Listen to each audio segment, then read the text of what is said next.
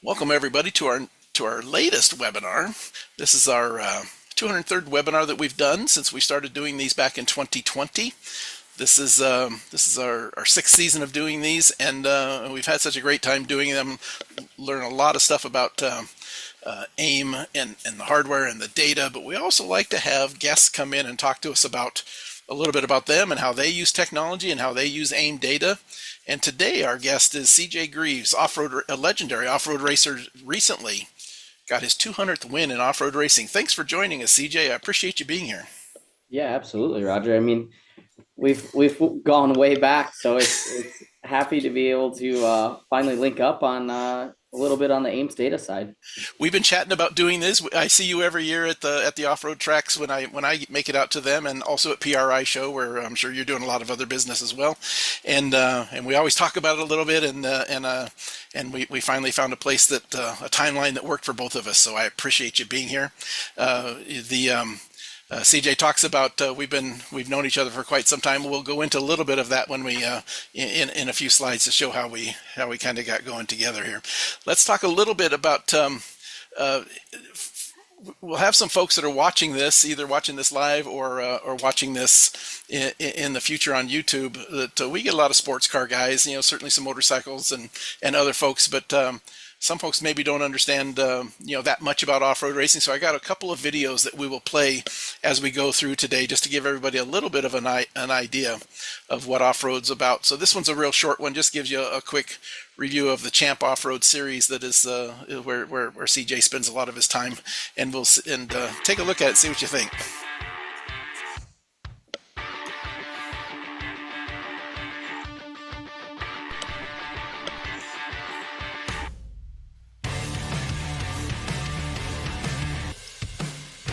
Hope everybody can hear that okay.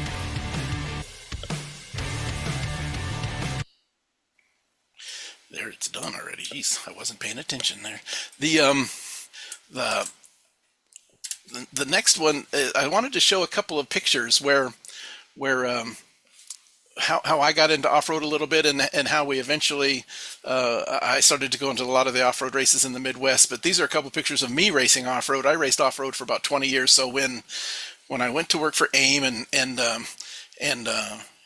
off-road was out there, and there was a few data systems out there, and I asked the boss if, hey, maybe I can go back there and help a little bit. It's where I like to go anyway. And so, and my last race, by the way, CJ, was at Crandon. My last race I ever raced was in 1996, the fall Crandon race at Short track then?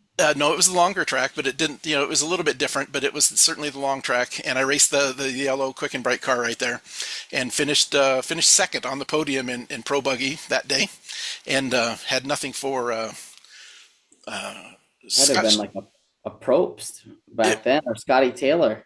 Yeah, no, I was just after they had left, actually. So it was Scott Schwalbe was Oh yeah. I was racing right with him and finally got by him, but it was one of the guys from Las Vegas that came out and that was racing. There was a lot of guys that week because Mickey Thompson had closed down doing the stadium stuff, so a lot of them came out in that 95, 96 era and race. So it was pretty tough. But so that was a car I raced in my last race. That was a Mickey Thompson race at Anaheim or something there. And then the one in the lower left, I did a lot of desert racing as well. And so my son was always out there wandering around and learning a little bit of off-road. And when he got the opportunity to race off-road, he went out and started to race the pro light trucks and raced against CJ. And there's a picture of CJ and I were laughing about this a little bit ago, but this was 2001. Andrew was, I think, 12 here, and we had went back with, I had retired from off-road racing, and the Quick and Bright guys were racing their own cars and even some trucks at that point. And so they invited us to come out and spend the weekend with them. And I found this picture a bunch of years ago, and it's my son Andrew looking into CJ's dad, Johnny's pit area way back in 2001. So it was a throwback to a long time ago. I think CJ told me he was 5 years old at the time, so he was wasn't racing anything here yet, but he probably were riding around on your dirt bikes, right, and having some fun on those. causing doing trouble. doing something causing trouble. Exactly. But funny thing that so many years later they actually raced against each other in at the same location. So that was kind of cool. The last thing I thought we would show you to give you an idea of what some of the off-road racing looks like is there's the recent Crandon race. CJ was involved in an event there that they call it the Cup race, and it's at the end of the weekend. And what's interesting about this, and we'll give it a little bit of info before you see it. They put out the Pro 2s and the Pro 4s, the two-wheel drive and the four-wheel drive trucks, and they give the two-wheel drives a head start. And they throw the green flag, and there's a lot of money on the line and a lot of prestige, obviously, probably as much prestige as money. But and it's all about, and there's a real battle internal. Everybody wants to win, but then there's also the internal battle of the Pro 2s versus the Pro 4s, and everybody wanting to beat the other class. And CJ runs the Pro 4, so he's got a little bit the same engine packages basically, right? In both of them, more or less. There's a different tire and some other stuff. Yeah. The Pro 2s are a 410 spec engine with soda heads these days. And then Pro 4s are obviously 10 pounds per cubic inch, so you can run all the way up to a 440. Yeah, and about how much horsepower do you guys run in yours? About 900 horse in the Pro 4s, and I think they're about 780 in the Pro 2s right now. A ton of horsepower, and he's got the four-wheel drive. So what you're going to see here in a moment, he of course is in the Monster truck and Monster Energy truck, and you'll see a little bit of the last half of a lap or so of the Cup race as CJ is chasing our good friend Keegan Kincaid down as well. So here we go. Final time through Forest County, Potawatomi, turn number 1. It's Keegan Kincaid and CJ Greaves. Just a couple corners to go. Can Kincaid hold on? The underdog Pro 2 trying to win at his hometown track. Remember, the Pro 4s can go wherever they want. They can go outside, they can go inside, but watch it drive. Keegan's playing just every bit of defense as he can, but watch CJ go to the bottom. He backs it in. Yeah, Kincaid trying to run that cushion. Oh, they're driving up on one another. They spin out and they're collected. They're parked. They're stuck together. Can they get unhooked? I don't Who know. is in third Had a place? pretty good lead on everybody It looks here. like Kyle Cheney. They're still stuck together, both of them just standing on the throttle right now, driving unstuck. Man, if you can Is see the Kyle Cheney going goosebumps to on be my the arm. underdog winner here? I don't know. That was your Finally, pick. finally. Keegan Kincaid. They're all Spin going to get back back around. up. Watch this. Traffic jam, my goodness. Three wide now all of a sudden. CJ, now Cheney drives up the back of CJ. Keegan comes up. Kyle's also a Pro 4. Look at this. Keegan Kincaid, one final time. Your hometown boy. The Lucas Oil back forward. Oh, Gonna now get the Cheney job gets in the done. back of him. Oh. Cheney's going to push him across the line. What a Oh. Well, the poor Keegan, you guys were picking on him. I'm not sure what you guys were thinking there. The funny part is the as I was mentioning the oops, let me do that. The funny part is there is off-road racing's not always like that, right? There's this is a Cup race, so it's even more so. And then of course there's a huge amount of money and prestige. Keegan's trying to make sure that he keeps that lead, and he only has one option, and that is to get in front of you. And you have one option going in like what, 40 miles an hour faster or something like that, right into that corner. Yeah. And then you must have broke something coming away from them or something, because they just ripped away from you, obviously. Yeah, so it was crazy. Keegan and I were talking about it afterwards, and we're running off of like a foot difference line. And we were coming in there, and he actually said that he hopped the cushion. He said his rear tire hopped the cushion, and when it hopped the cushion, he said it just shot him down the track. So with my truck being four-wheel drive and my wheel being turned this way, when he hopped the cushion and it came down, he turned this way, being two-wheel drive, trying to counter steer. And when the tires touched, it just sucked us over the top of each other.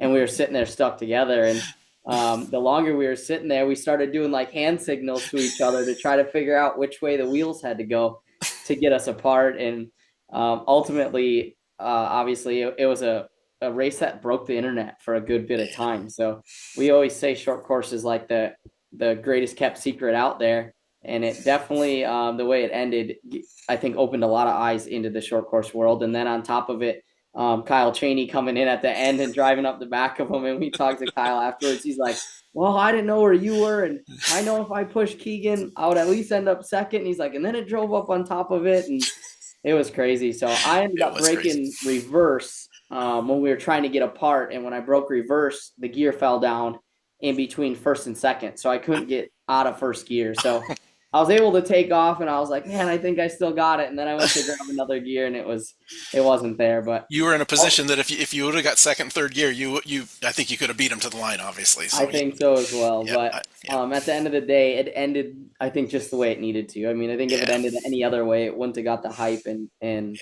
everything that it did. I wasn't watching it live, but I was watching. I was watching it later. I was watching some sports show like ESPN. I don't know what it was, right? And boom, that little piece came up in the national news. Like you said, it broke the internet for the weekend. That was pretty cool. Yeah, for the So sport, for sure. absolutely. The in the chat, folks, I included some of CJ's social media stuff.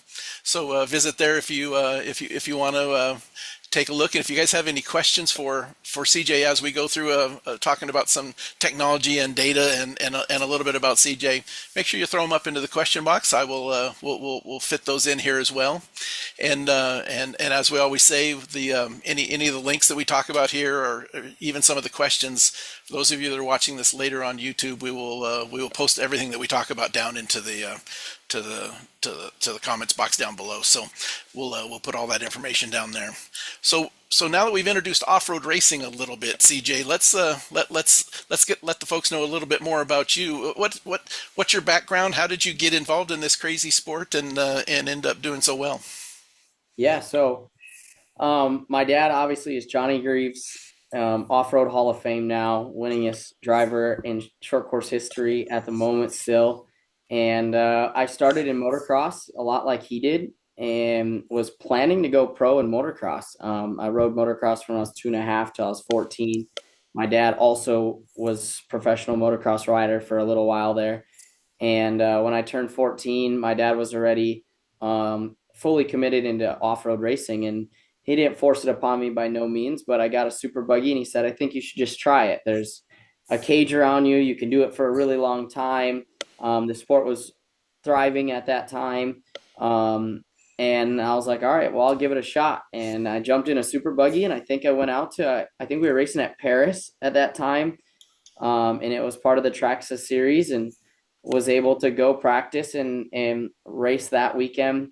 I ended up having to have a fake birth certificate so I could race that weekend. You had to be 16 and they kind of all knew, but just let it slide through to see what was going to happen. And after that, it just snowballed. So I was able to go out my first race and get a second in a buggy and then back it up with, I think, a third the next day. And then after that, Mike Jenkins jumped on board and BF Goodrich and got me a program to run a full season of a super buggy starting out of the gate. And then year 2, we brought on the Pro Light.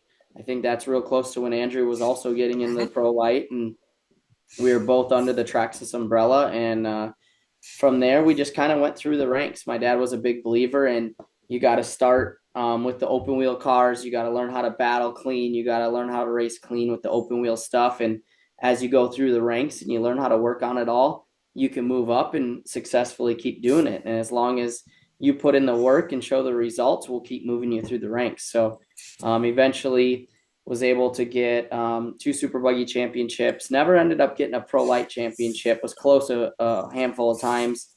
And then we backed up 3 Pro 2 championships in a row, and now we're closing in on our 10th Pro 4 championship. So Crazy. it's been a crazy ride, and being able to race with my dad for under the same tent, the same team for the last 11 years is something that a lot of people don't get to experience, but I'm very thankful for it and have had a blast the whole time.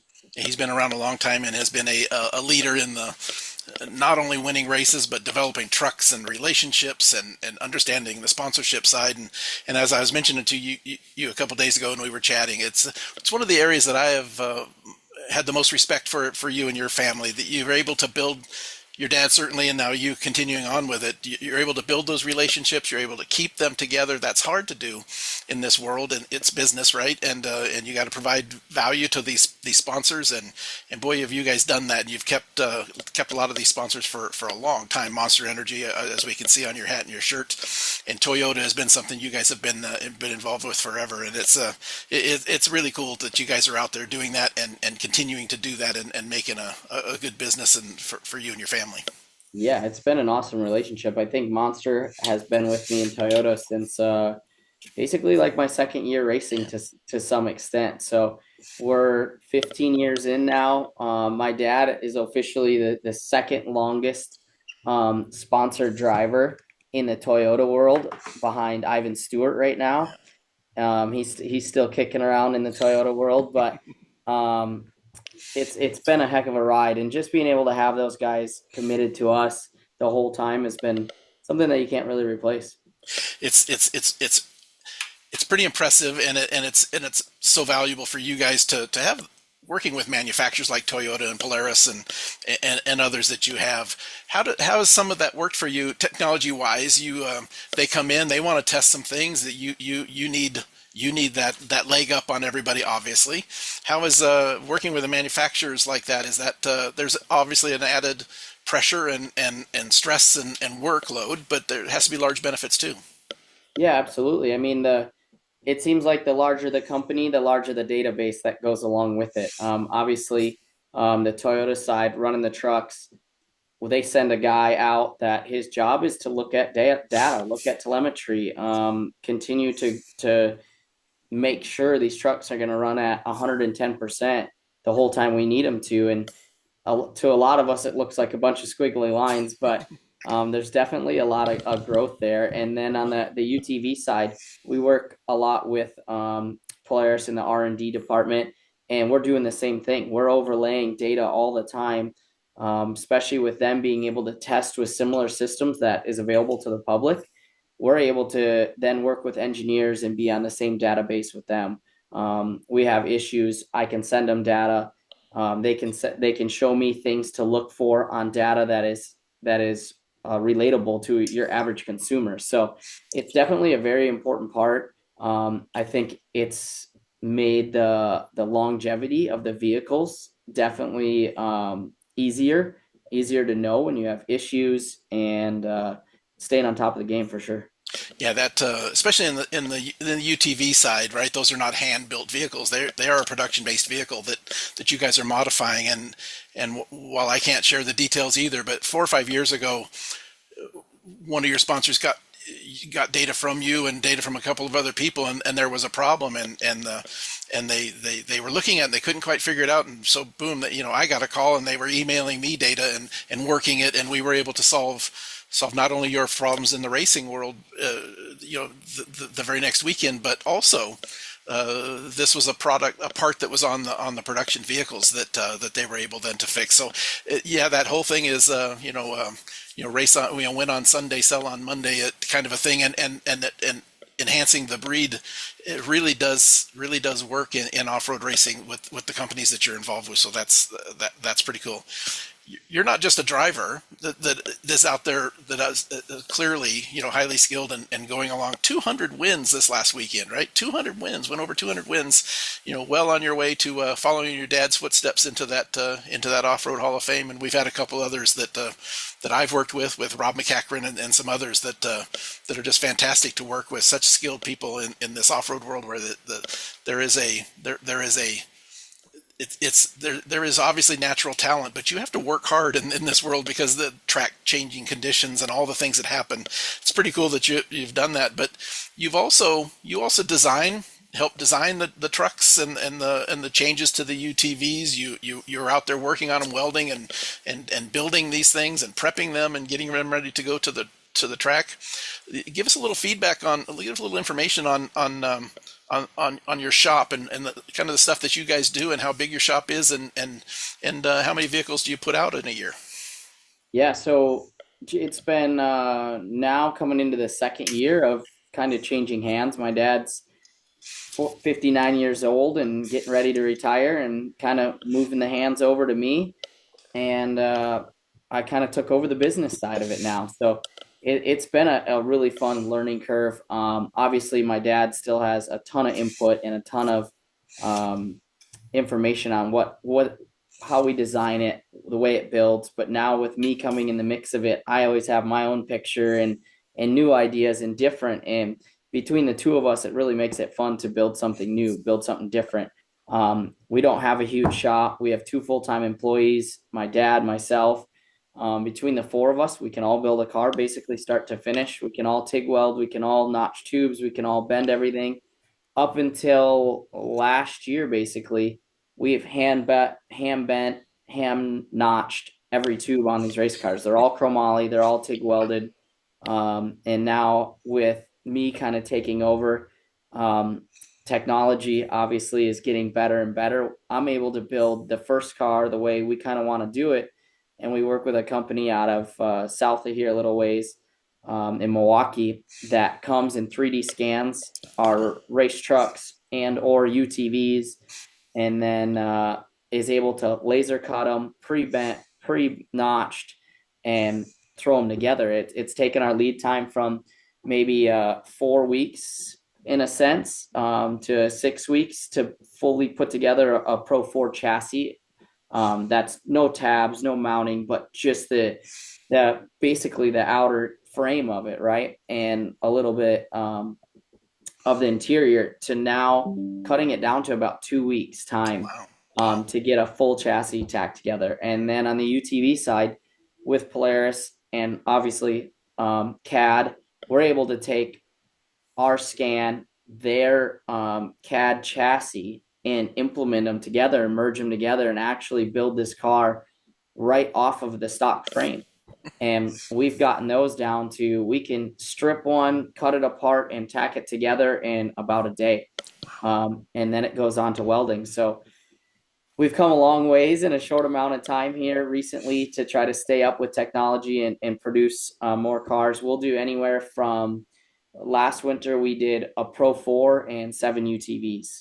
So That's a lot of work. 3 of us. My dad is there a little bit time to time, but most of the time he's off fishing these days. Good for him. Found a crazy love for fishing for some reason, but we're happy for him and glad that he found something that he loves. So it's definitely been a really fun learning curve, and I've had a blast the whole way. Absolutely. The and I've talked to some other folks that are doing, some of the chassis in CAD type work. It also, these off-road vehicles, they get kind of beat up, right? You'll get driven into the side of or crash them and bend a tube here or there, right? And with that technique where you have everything in CAD, you can just order one tube, right? And it's going to be pretty darn close. Now that the chassis is a little bit wonky, you may have to fit it a little bit more, but you can replace and fix things a lot quicker as well, not just build. Yeah, absolutely. Every tube that we get comes with a part number on it, and then we have 3D drawings that we can actually put right on our phone, that we can spin the chassis around 3D. You can look at every part number, where every tube is. Wow. And then a customer, I can send it to them and be like, here, go through this and tell me what you need. And I can order it up and ship it to them, or they can, by the time they drop their car off to get fixed, I already have all the tubes sitting there, and it definitely makes the turnaround time a lot better. Absolutely, because in the, as I have, when we came back there and raced in the Midwest, it's a little bit of a different world where you guys have long winters, and when it's time to race, there's times when it's every 2 weeks that you're racing, right? And sometimes I remember there was one time we even had a back-to-back weekend, and it's that's not a lot of time with these off-road trucks. These things are big, complex pieces that I should have probably found a picture of what these things look like with the bodies off it. They are very, very high tech and very complex. So you guys are really, really working pretty hard in the summertime. Yeah, absolutely. I mean, this year I think we've raced every 9 days basically for the last 3 months straight, 2 months straight. We get 1 weekend off in between, but really you got to be there on Thursday and you get home on Monday. So you take half the day off Monday, you're starting on Tuesday, you work Tuesday, Wednesday, Thursday, Friday. If you get 1 day off during the weekend, by Wednesday you got to be loaded up again. So being able to have the ease and the obviously the technology side to turn that around. A lot of people don't realize that we're only one of 3 shops in the Midwest here that really do customer work, and there's 100 and some vehicles there at the track every week. So it doesn't give our customers and or the sport many options or places to go. So anytime we can continue to make it faster and easier for people to continue to grow in the sport, we try to. The I'm UTVs gonna coming plug my in. computer in real quick here. I heard it ding in there. As you're plugging that in, the UTVs have come around in the last 7, 8, 10 years, something like that, and that has to be a real boom to off-road racing. Much lower level entry point for a lot of folks. They can just go out and buy something, and with just a little bit of work, they're pretty stock classes too, right? And plus they're modified ones. But getting those UTVs to come in, and then you have people that can graduate from those and up into either the buggies or the trucks. It has to have been a real boon for off-road. Yeah, absolutely. I mean, I think we're up to like almost 7 UTV classes now, Wow. from kids racing at 6 years old now to people racing as long as they want in the UTV classes. And we have youth of many different calipers, whether it's in a youth UTV or a youth trophy cart, which is a mini truck, up to a sportsman full-size UTV, a youth full-size UTV class, and then we have a pro-am, a pro, and then a pro turbo as well. So kind of gives the manufacturers a place to put anybody, as well as new people coming into the sport. You can get into a Sportsman 1000 UTV for 15,000-16,000 bucks and go race and have a good time with it. And the really bonus to it is a lot of it is over the counter parts, right? You can go to your local dealership. You can work things out with your local dealership as sponsors, help promote them. You get a little discount on parts, and you're able to just continuously bolt parts on and take parts off. So it took out a lot of the hands-on work. Obviously, you, Andrew, being around the trucks as long as you have, in the UTV side, not there, you realize every A-arm, every spindle, every rear housing, every sway bar link, everything is custom on them. So handmade stuff. And that was before a lot of the laser stuff on top of it, which has helped in a huge way. But obviously now, the UTV side has definitely continued to grow the sport for sure. Yeah, and that's a great thing. That's a great thing for everybody. I have heard of some people, you don't need to comment on this, but I have heard of some people that the UTV is such a cool market to be able to come in. You can actually come in and you can finance your UTV, buy a few parts, safety gear, and go. Exactly. It's just like, oh, I don't know if that's a wise thing to do, but okay. Yeah, it gets everybody out there, I suppose, right? I was talking to Keegan, the fellow that we seen in the video a year or so ago, and he had ran a UTV, I think in the desert or something, and he talked about that there was some similarities in the trucks and how UTVs have gotten so much better. They handle so much better than they used to, and what's your feeling on you race back to back? You run the Pro 4 and then you'll go out into one of the UTV classes. How do you handle that change, and what is that change, and does one or the other help you with the other class? Yeah, so I run 2 UTV classes every weekend and then the Pro 4 on top of it. And luckily for me, I start slowest and go faster. It just so happens the way the schedule works out. But surprisingly, they all teach you something different, right? You start off in the stock class. We're only 100 horsepower, but we're within a couple seconds of the Pro 4s that are 900 horsepower. But it's like go-kart racing. You're learning how to be consistent. You're learning how to be smooth. You're learning how to hit your marks every time and have a lot of discipline. And then when we move up to the Pro Turbo class, there's been 2 or 3 times this year we've actually out-qualified Pro 4 with Pro Turbo UTVs.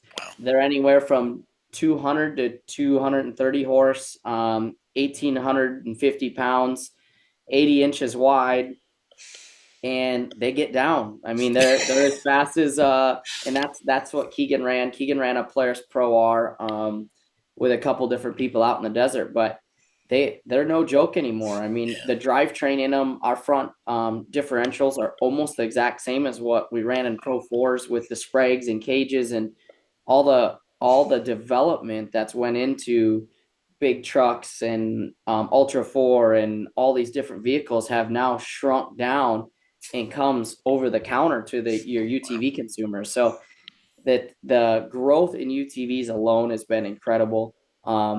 They drive a lot alike, being that I run all Pro 4 classes. A lot of the drivetrain drives very similar, and the power to weight ratio, they're so light with 220 horse isn't that far off. So it definitely, they all have their tweaks and kind of quirkiness to each class, being that one's 64 inches, 100 horse, and then you go to 80 inches and you're 200 horse, and then you go to a full-on 900 horse Pro 4, and they all run on the same track and are all within a couple seconds of each other. Teaches you a lot of different things, but the evolution of UTVs has been second to none, and I think it's just going to continue to grow. Virtually all of them are four-wheel drive, right? Yep. We run everything in four-wheel drive. Yeah, and you certainly can't. There used to be the derisive term, they would call them golf carts, right? And that is a long ways behind us at this point, isn't it? They are all very, very nice. Yep. And some of the haters still, the UTV haters still call us golf carts, but it's hard to look the other way when you go across the board. In short course, they're qualifying fastest. You go to the desert, the race in Vegas to Reno this weekend, and your top UTV guys will be catching and passing 6,100 cars, trucks, class 1 trucks, class 1 buggies.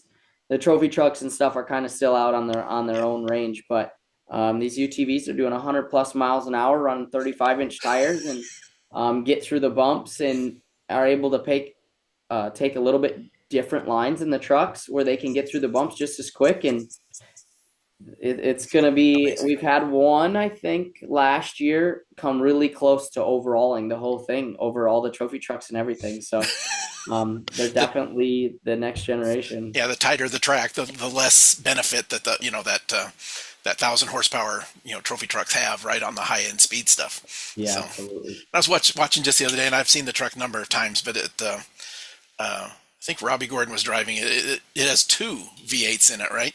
Two high horsepower V8s in that one truck that he occasionally drives with Clyde Stacy. The technology that's involved in off-road racing these days is amazing. We talk about the data, to kind of bring this back to a data side, and we'll kind of focus on the UTV side, because you do a lot of work with a lot of customers, and of course 2 of your classes with that, and you use AIM in those. What we have this saying that we use here at these webinars, and we use with customers and a lot in data, but there's really a data analysis triangle, and there's really 3 things you're trying to resolve. You're trying to driver improvement, obviously, and then there's vehicle improvement, and there's vehicle health, and of those 3 areas, you guys download and take a look at your data all the time. What do you kind of focus on the most when you first get out of the UTVs? Yeah, I mean, luckily for us, Ames has been the #1 leading data management in our industry as far as UTV goes. They make a plug and play from whatever size you want, from a small UTV, they call it, the MX UTV, that's pretty basic, super user friendly, up to your computer screen if you want. Exactly. That's all plug and play, right? And on top of it, we can piggyback our AIM sensors and everything on top of it. And with a lot of these manufacturers also using AIM's products in the R&D side, they make CAN outputs, all these other things that allow their factory team, their factory racers to correlate data. From data I pull, if I have an issue on the vehicle health side, I can pull some data and send it to them, and they're able to import it right into their database and look at all their history and overlay it with stuff that they're testing on the R&D side, as well as them testing something and finding something out and sending it to us, and us being able to upload it and say, hey, check out this part right here, whether it's RPM or clutching or whatever sensor it may be. If you see this happening that we're starting to see, this is what's going on.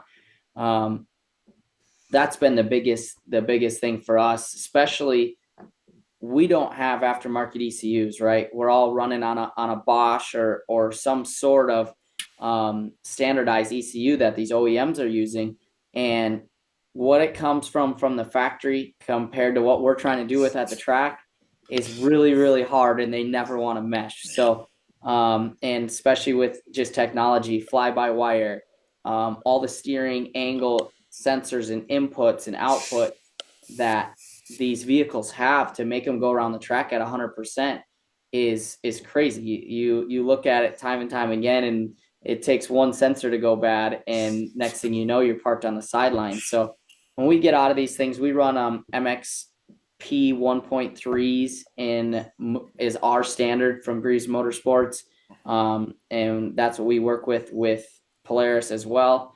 And when we get out, we're able to take off of a plug and play Ames port right into our data port on a Polaris. We're able to overlay our throttle position with our throttle body blade position, with RPM, with steering angle, with intake air temp sensor or intake air temp, all that right from Ames, right from over the counter product. So that's what makes it so good for us. CVTs, you're always messing with clutching, right? You're always looking for that sweet spot to keep that thing in the peak RPM. So our biggest thing, whether it's with myself or my teammates, is trying to figure out what's this magic to the clutching that nobody really knows about, that you can do 100 different ways. Well, we can now take two ideas. I build all the cars. They're nearly identical. Put one clutching in one car and one clutching in the other car, and have the same driver go drive them. And we can take the data, pull it out, overlay the two, see what the drive difference is out of the turn, see if the mile an hour difference is changing through the turn, whether I'm running at 8,800 RPM or 9,100 RPM. And also on the flip side to it, of what the car or ECU allows us to do before it starts handicapping us. That's our number one thing is where's the end of the ECU within these safeties. A lot of UTVs no longer have rev limiters. They're not that simple. Even though it says, oh, it's got a 8,900 rev limiter at it. Well, at 8,750, it just starts closing the throttle body because it's fly by wire.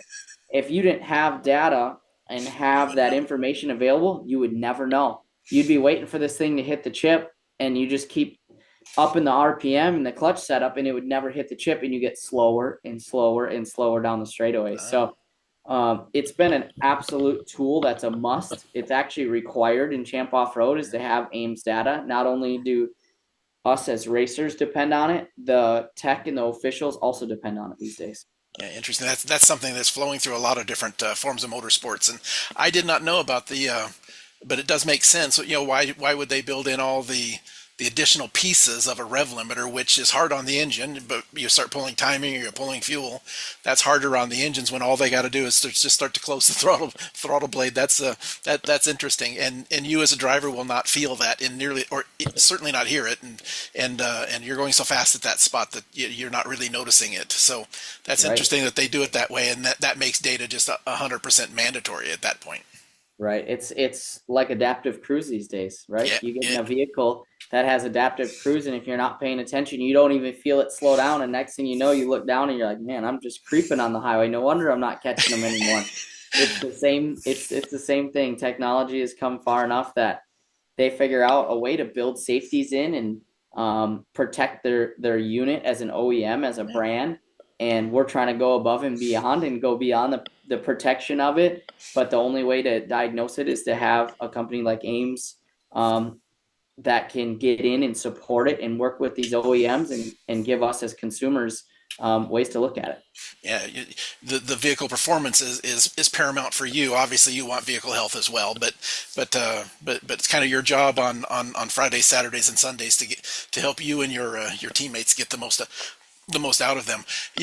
There's a little bit of a parallel back in the days when you first got your Pro Light and we first came into it.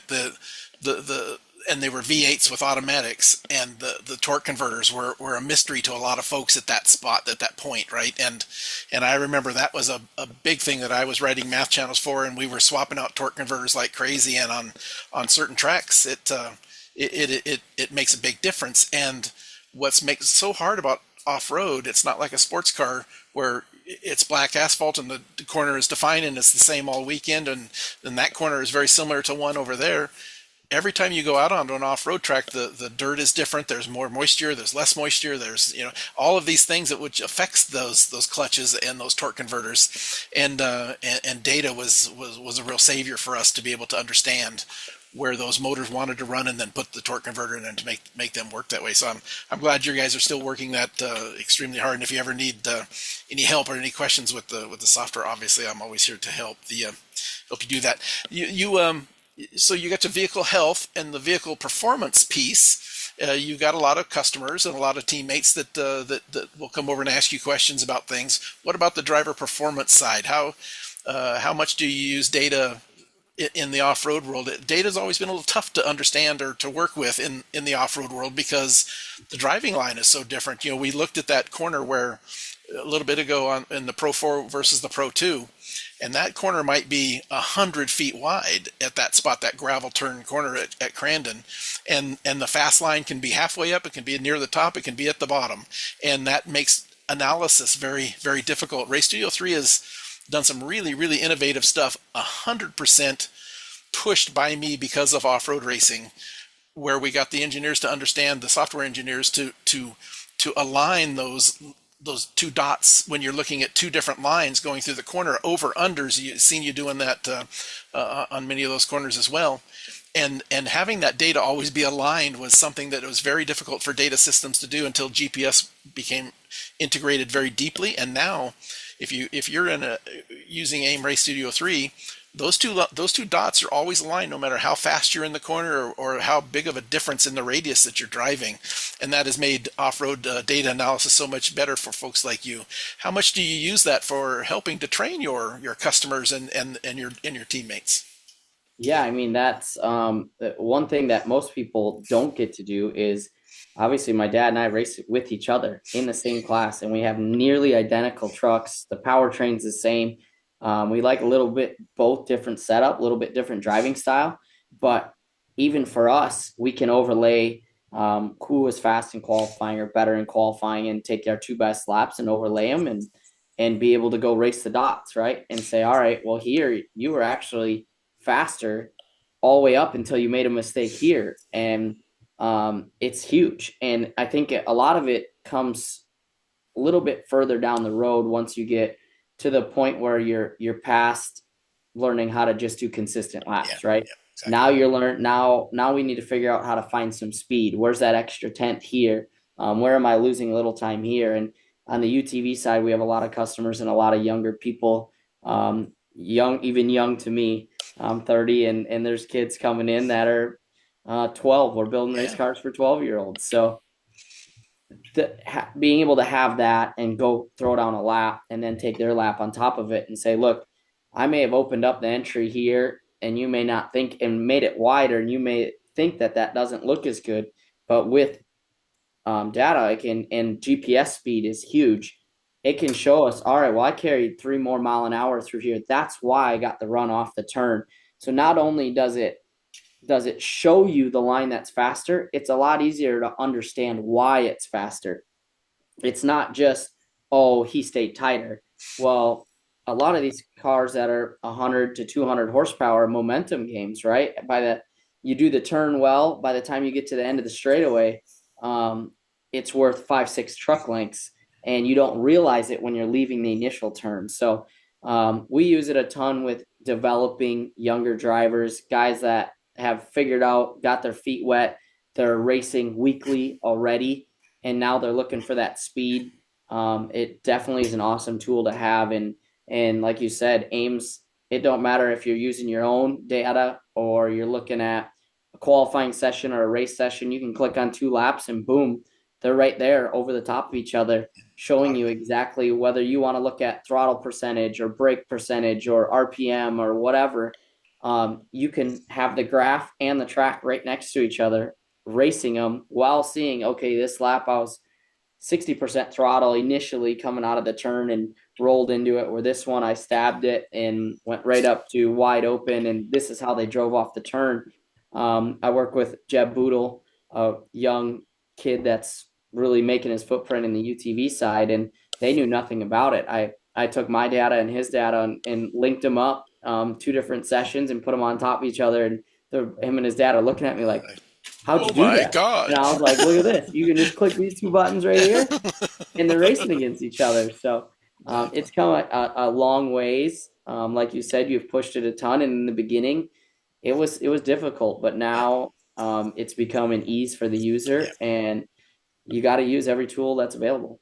It works. It works fantastic in off road, but it was a benefit to even folks in sports cars and motocross and everything else that we do. Everything, Right, yeah. Pikes Peak Hill Climb and everything. You talked about you really can dig into the data deeper when the driver becomes consistent. But the other piece of that is sometimes these drivers, they're young, right? They're, like you said, 12 years old, and this kid that's doing really well. But some other ones come in and they got a little bit to learn, and they, at first, the parents and the driver, they may think that it's something else, and you can show them the inconsistencies and say, this is what we got to work on before we really start to focus on, are you 10 horsepower down or something, right? But this is where you got to continue to work here, and by the end of this weekend and maybe a few more weekends down the road, your consistency gets up there, and the speed is just going to come, right? Yeah, absolutely. That's like the number one thing I preach. When you feel like you can run a whole race at 100% and minimize your mistakes, under 2-3 mistakes the whole entire race, okay, let's dig into maybe a couple horsepower or why you're off. But till then, till you can do that every single lap and be able to run at 95 to 100% and run 95% of your laps within a tenth or two in consistency, that's the biggest thing. Oh, absolutely. You just reminded me of something. Two things. Number one, that 12-year-old's not having to lie about his birth certificate, so that's kind of off-road racing's come a ways there. So that's kind of Yeah.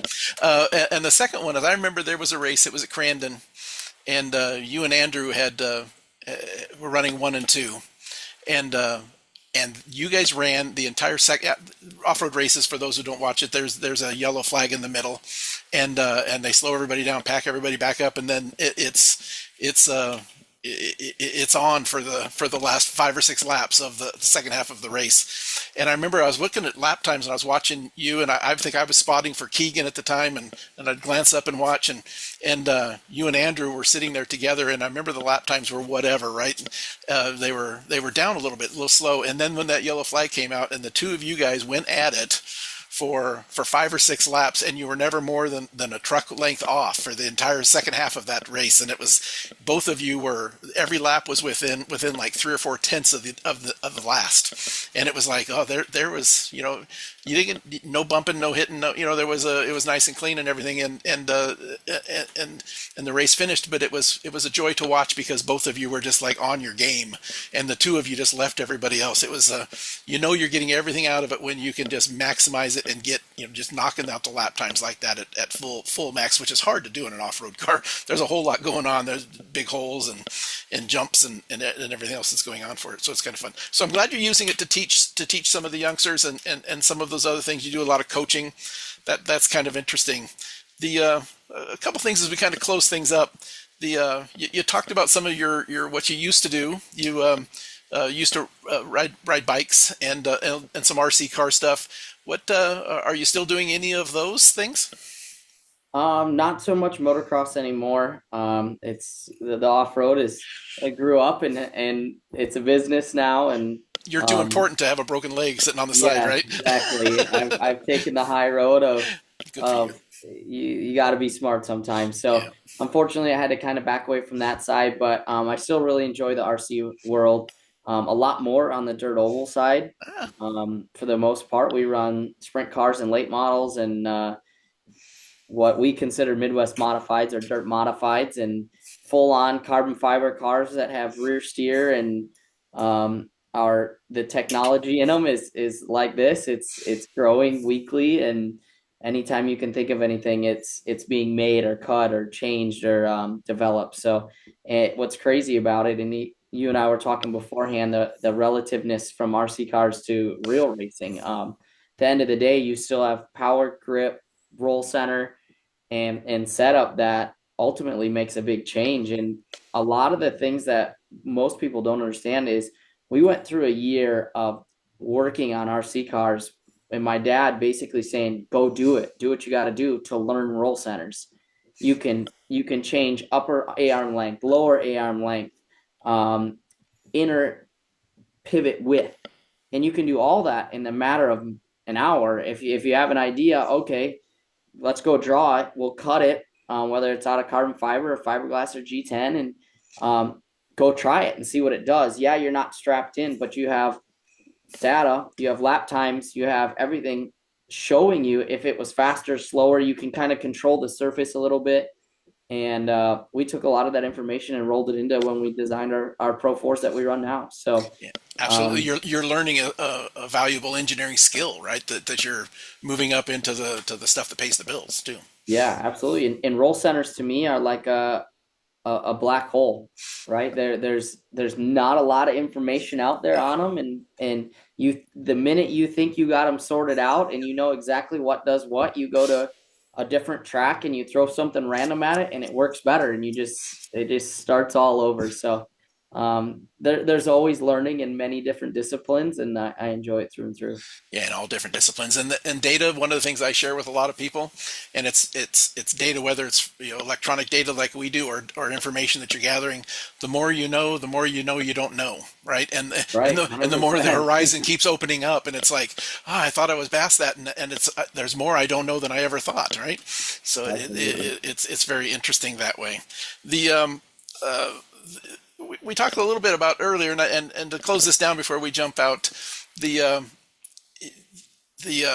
how long does it take for you to build the Pro 4 truck from start to finish, not just the chassis, and how often are you swapping them out? Do you run a truck for a couple of years, or do you get a new truck every year?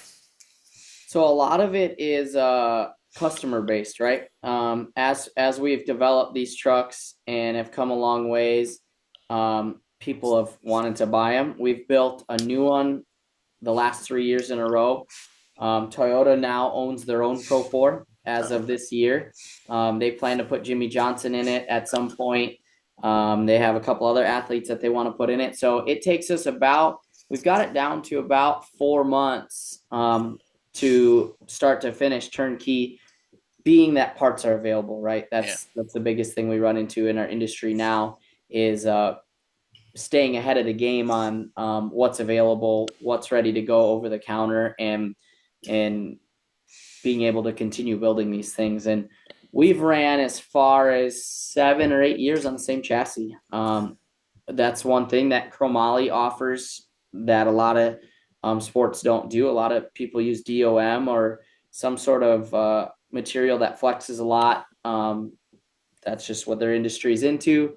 And they say they flex out, or you need a new chassis every season, or so on and so forth. So we don't, if you don't wreck it, or even if you do wreck it, a lot of the times we'll keep the center of the truck the same, and you'll back half it or you'll front half it and rebuild those sides. The center kind of stays the same, and it is built around the body shape that you run, whether you want to run a Ford, a Chevy, a Toyota body, so on and so forth. The middle kind of stays the same. So my truck's on its second year. My last truck I ran for 4 years. My dad's on his truck was new for this year. So we'll run up to 7, 8 years on the same chassis, unless something technology wise changes that makes you jump ship. Yeah, absolutely. Improvements do happen occasionally that way, right? Yes, absolutely.